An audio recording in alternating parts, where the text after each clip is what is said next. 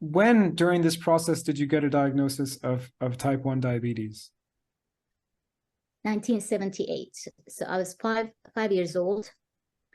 And I remember being at the hospital. I remember when I was diagnosed, I didn't understand what the condition was, but I was at the hospital, and I remember that I spent the night there, and the next morning there was another, I must have been at the pediatric ward, because next to me there was a bed, and there was a young boy, probably similar to my age. So in the morning, his family just started in, and my mom, she recently told me, because my mom wasn't there when I woke up. I opened my eyes, my mom wasn't there, but as far as I knew, she was going to spend the night there. I wasn't worried, because there was this family coming in, and I was just curious to chit chat with them. And they brought for their sort of young boy, they brought some pastries. Lebanese pastries.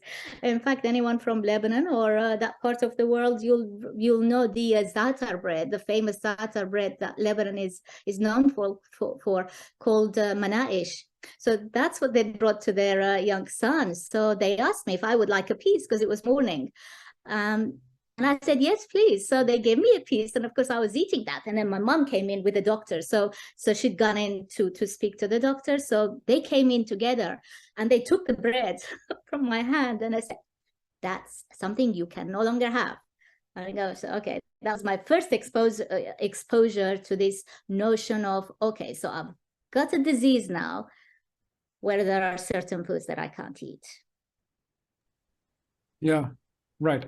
So in some ways, your experience is kind of typical in the sense that most type 1 diabetics would be diagnosed in childhood. You were told at that point, I mean, I assume in this, Lebanon is quite an advanced country in some ways. I assume you had access to insulin and were injecting it almost immediately. Is that correct? Absolutely, yeah.